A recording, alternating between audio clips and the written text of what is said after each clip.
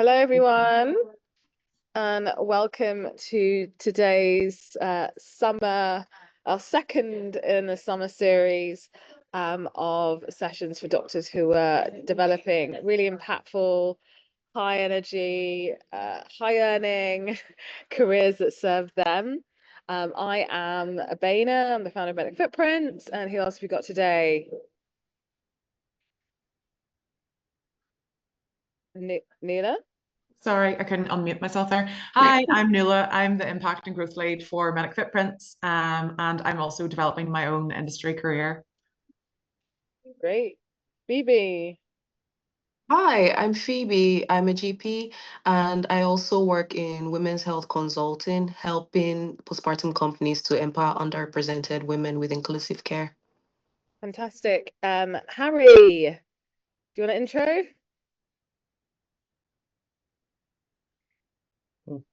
Hi, so I'm a consultant hand and wrist surgeon.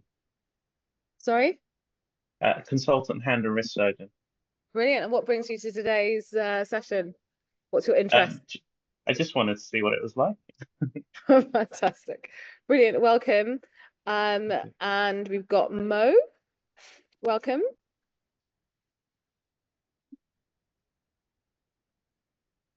Mo, are you with us? If not Mo, Sean. Hey. Hi everyone. Hi, I'm a neurologist in training. I'm doing a PhD at the moment, so interested in sort of the clinical academia and industry overlap and what possible transitions could be made in that respect. Fantastic. Welcome. Great to see you. And I know still missing Mo, and we've got Raj. Hi, everybody. I'm Raj Beer. I'm a health tech consultant and GP, and I also have been a recent fellow of Medic Footprints and now do a little bit of work behind the scenes as well. Brilliant. Welcome. So today we're going to be talking specifically about how to get paid, not just busy in industry, right? And for those of you who are maybe familiar with what we do at Medic Footprint, so a core element of what we do is we help empower and elevate doctors and essentially train doctors to develop the right kind of mindset that's needed to successfully develop a self-sustaining industry career, right? So that could be in business or that could be in an employed role, right? And I've been in this space for over 11 years now. Started off advertising jobs, we did recruitment, we did everything. And some doctors made it the journey, developed their own businesses and leadership, but a lot of doctors didn't. And one of the key elements is that mindset piece. How do you translate your value as a doctor without having to do all of the other stuff, any more qualifications? How do you translate that to value in industry, right? Because as doctors, we tend to quite busy ourselves with all of the things that don't actually point the needle towards how industry will see you. So that is what we're going to cover today. So that's the second part of our roadmap that we use to help doctors develop really amazing careers in industry. Again, that serves them and not the other way around. So what we're going to do today is just touch briefly on a few topics, and then it's live coaching time. Because I don't like talking at people, I'm not that person. And we're here to just create and provide value for you so that you can leave with something tangible and that will help you get you moving to your next steps, whatever that needs to be for you. So let's start with the busy doctor trap, right? So most doctors, and we see this all the time, most doctors come on thinking, I don't have enough qualifications. And that then gets them thinking, I need to go and do more qualifications, and then I'll be enough to say apply for this role, build a business, consult in this area, right? And I can tell you countless times, more than countless times, the number of doctors I've seen who have developed amazing careers. For example, we had a live podcast last week with Kimya, GP. She ended up doing some testing for Babylon Health back in the day. Babylon Health was around, and then ended up in a non-clinical tech and AI role. So moving through the side door route, I like to call, in an industry role, right? So that's how she got into tech, in the actual tech side of the business from clinical. So a lot of doctors struggle from that that clinical hat, like moving over to the business end or the tech end, right? And so obviously Babylon went into administration, and she then was invited. Again, this is not a job that was advertised. She was invited to join Ali Parsons. He's the founder of Babylon Health, serial entrepreneur. His next startup, which is called Quadrivia, and and she works as a medical lead in AI. And so she's not the only person in AI in our fellowship. We've got about 3 or 4 other fellows who are currently working in clinical AI. None of them have any PhD or any kind of like specific, qualification, right? And so the question is like, how do you do that? How do you get into areas where like, you may feel like you need to stand out? And that is primarily through believing that you can do it, number one. Number two, being visible, so being seen by the right people on a regular occasion. And the third point is providing value, right? And standing out from every other doctor who's probably interested in the same thing. So I'm going to go to Craig because I can see Craig and say, hey, he's another one of our fellows. Can you tell us any incidences, especially with your latest consulting experience, out of those 3 things: visibility, value, and belief? Did any of those play a factor in you getting that contract? I'm going to note those down. Visibility, belief, and what was the other one, Abenya? Value. Value. The first is visibility. So I followed your blueprint, Abenya, to get noticed on LinkedIn. So I did one very specific and niche post that wasn't necessarily seen by a large number of people, but it was seen by the right types of people. And it was about a piece of software that's used in general practice that wouldn't mean a lot to very many people. But from that, I had 3 contacts who were interested in working with me. And that led to that's led to a piece of work that I've now completed, and possibly with a bit more. Value and belief are quite closely linked, because if you don't believe that you can actually do the thing, then you're not going to project a high sense of value to the people that you're wanting to work with. I positioned myself as a primary care expert in Northern Ireland to be able to explain to companies how to bring products here, because I understand how primary care works. And that was really the exact piece of work that they were looking for. The value, I guess the company they were happy to spend a few £1,000s on me, but the potential value for their business is in the hundreds of thousands. 300 potential GP practices that would be on multiple tens of thousands per year if they went forward, and they now have a blueprint to be able to enter that market. One of the challenges for me now is coming back to belief. Now that I've done that first piece of work, do I believe that they want to keep me on? I've kind of got the angel on one shoulder, the devil on the other, kind of battling it out over if I can turn this into a more recurrent piece of work. Because what is my value to this company now that I've done this first piece of work? How do I keep them interested in me? Right. I think that's a great place to start. Yeah. Right, Craig. And I haven't seen you for a while, so let's do this. Let's do this. Okay. So you've done an incredible piece of work that has a huge impact on this company's ability to develop several hundred, as you said, hundreds of practices in Northern Ireland. Yep, Northern Ireland. Yep. Okay. So you've already created a lot of value. So again, because today we're focusing on mindset and belief, right? So where do you feel the blockers are based on your experience so far in moving forward? And let's say, again, lowest hanging fruit, working with the same company. The biggest blocker is they now have contacts within Northern Ireland and now started working with a few people. So a lot of the information that they were looking from me was to get over the first hurdle of getting the product in and getting it seen. Now trying to turn that for me into recurrent revenue. Well, once they've got a few GP practices that they're working with, they might not want, they'll be able to get that same information now from just dealing and speaking directly with their customers. So once they have a business to business relationship with GPs, they may be less likely to hire an external consultant to provide the same information. So where they had expressed an interest in having me on retainer, but coming back to the advice that you gave me about the piece of work was do a small time limited piece of work first, make sure that it's a good fit on both sides, and then see if you can then turn it into something else. So they are coming over late September, and I'm going to arrange to get them into a surgery, and I'm going to meet with them. But I think at the moment both of us are lacking clarity on what it is that I would bring to them going forward. Okay. And so if that's where the relationship ends, that's fine. I've done a piece of work that I'm personally really happy for, and I'm a big perfectionist, but I was really happy with the piece of work that I produced for them. I knew it was the best I could do, and it has led to some leads for them.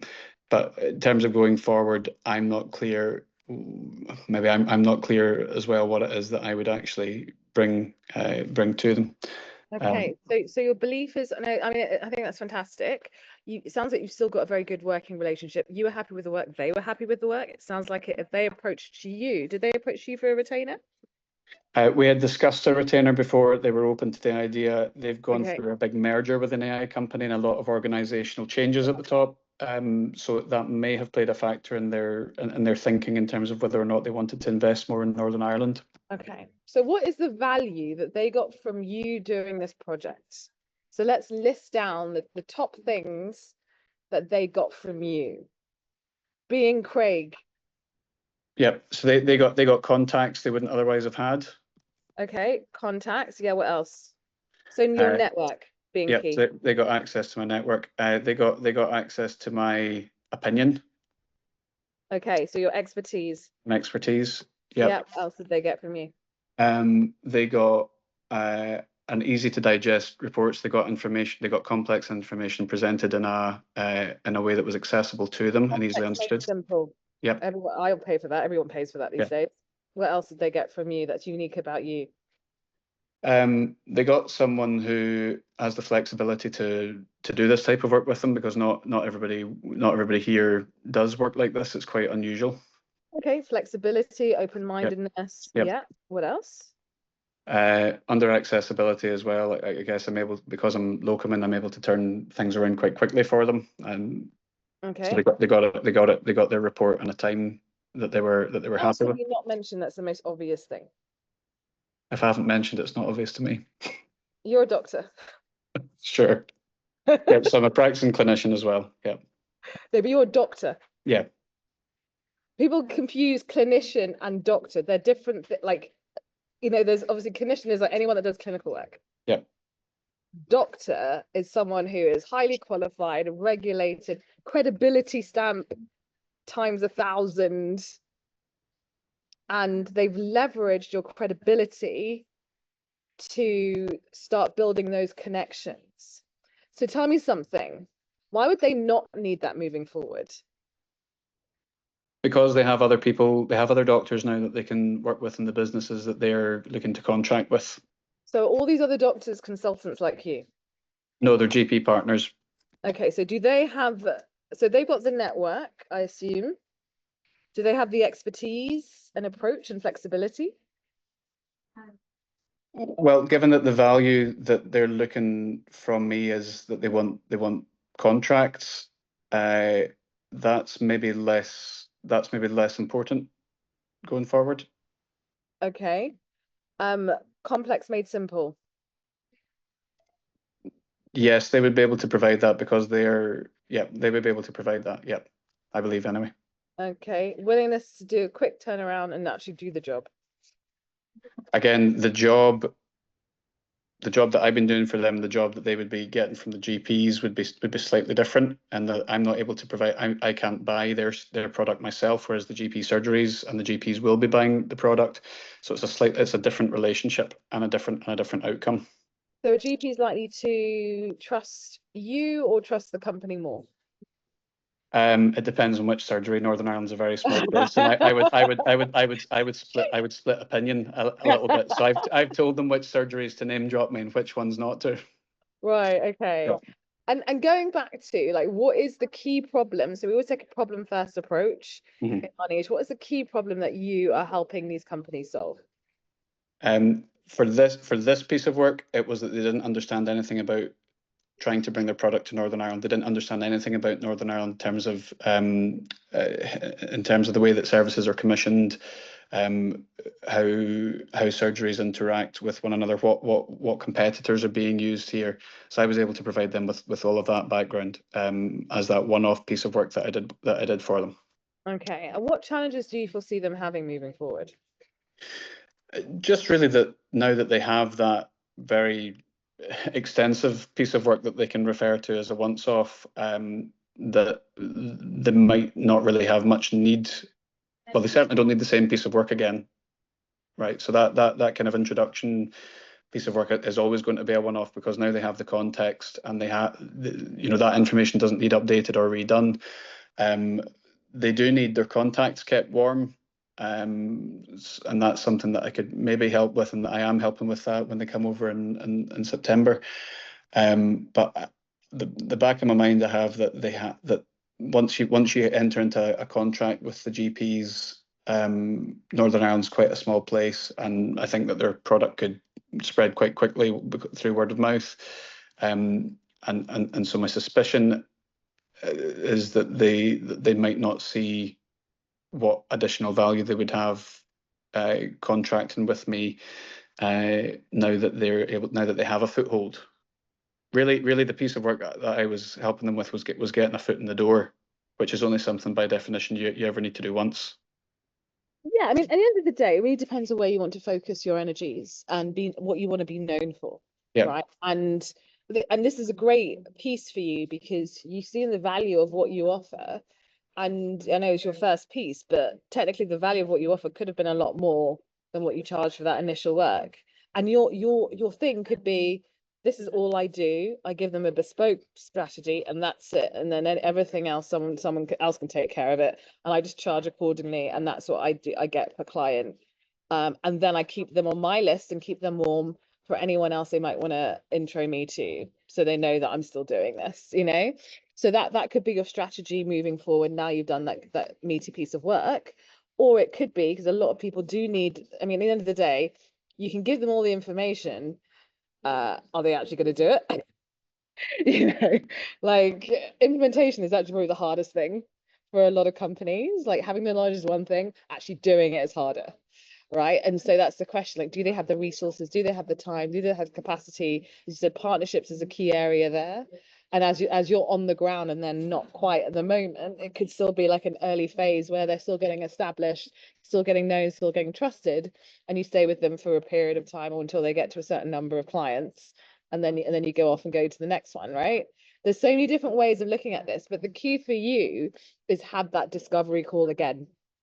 So pretend you're literally at the beginning of that relationship. And for those people who are listening who don't understand, a discovery call is basically what we do when we're talking to a client or potential client.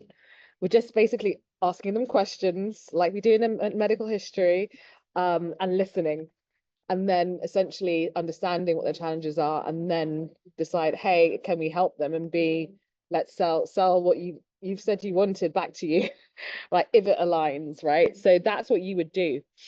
Go back to the discovery call format. I'd have a call before they come in September so that you're prepared. But yeah, go back, just ask the same questions. Like it's super, like, you need to redo, to reinvent the wheel here. Ask the same questions and see what's going on through their mind. And then you decide, actually, can I add value to what they're doing based on what they think, not what you think, what they think. That's the difference. This is the mindset bit.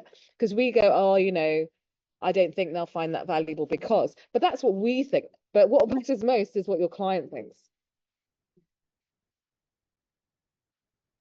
How do you feel about that? I had after as part of the contract that I signed with them, I had a 90-minute follow-up session with them that was a few weeks after I'd submitted, once they'd had time to digest.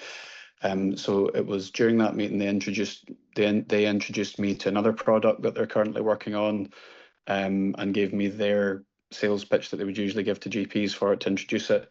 And then they said they were coming over in September. But when I raised kind of what what working together would look like going forward. That they were much less clear. Now, the person that I'm dealing with wouldn't be the decision maker in terms of in terms of holding the purse strings to allow money to flow for that piece of work. But we haven't at this point agreed on what that will look like going forward. And yes, I want to get the surgery nailed down so that when I speak to them next, I have something to discuss with them, and then at that point work out what our retainer would look like. I have managed to get indemnity bizarrely through MDDUS because a lot don't, but MDDUS were happy to cover me for the type of work that I'm doing.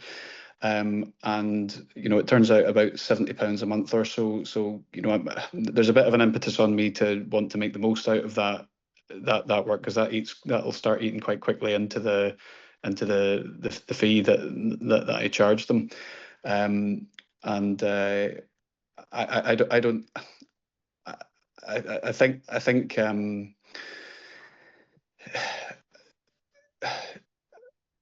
maybe maybe the opportunity would be to locum in a surgery that is on the borderline about deciding whether or not to adopt their product, and feedback both to the surgery and to the company where the opportunities might lie to streamline. I mean, I hear I hear so many mindset challenges in that, so too many that I can comment on. I'm going to actually hand over to Raj or Nuala, or even Phoebe, to see if you've got any insights that you could share.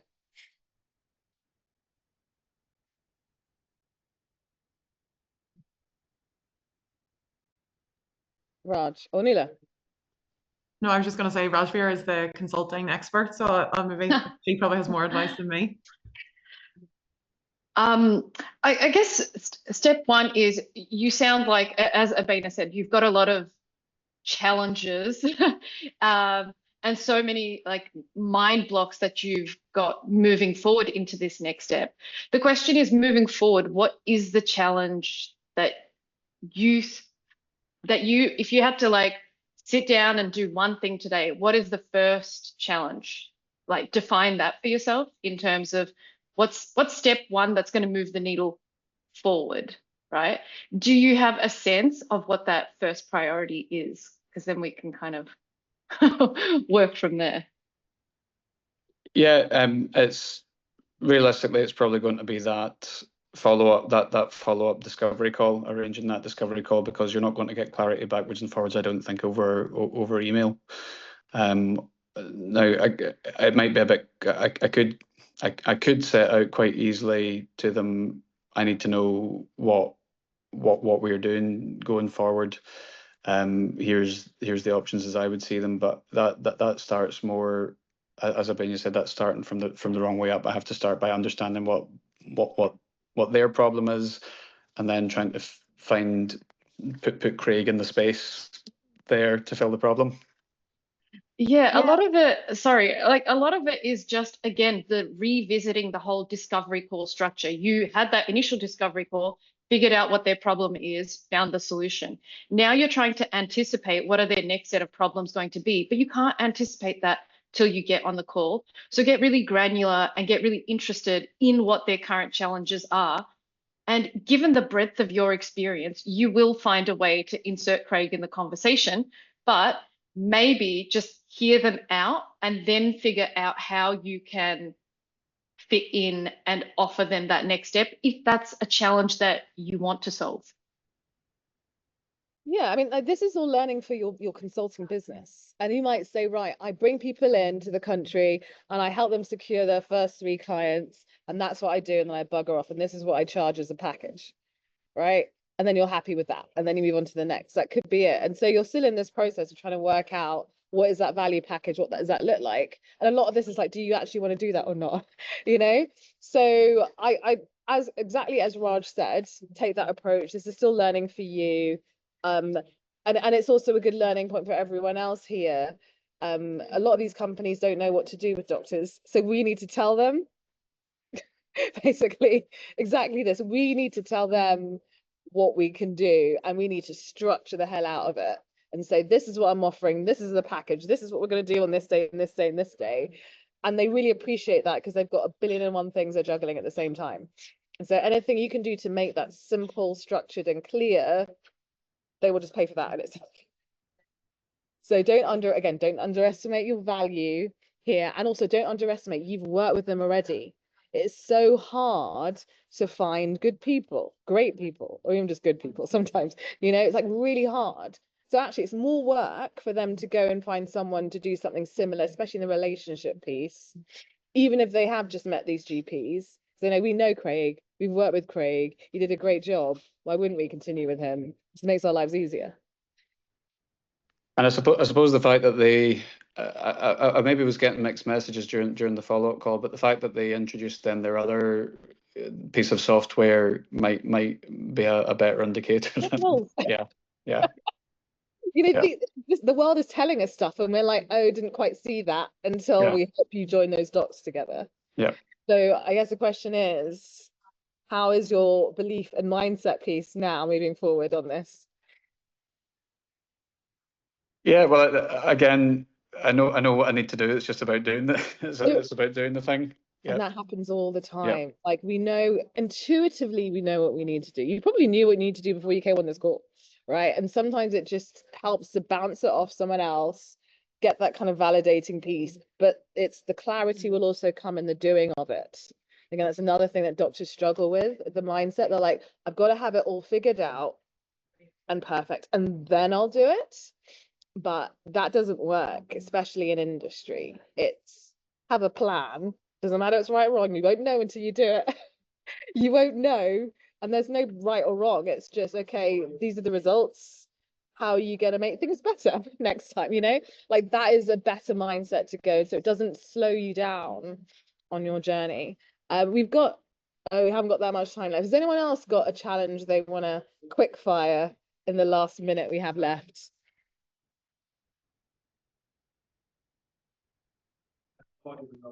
No, I know we've got still a few people hanging on. Harry, no, Harry's still here.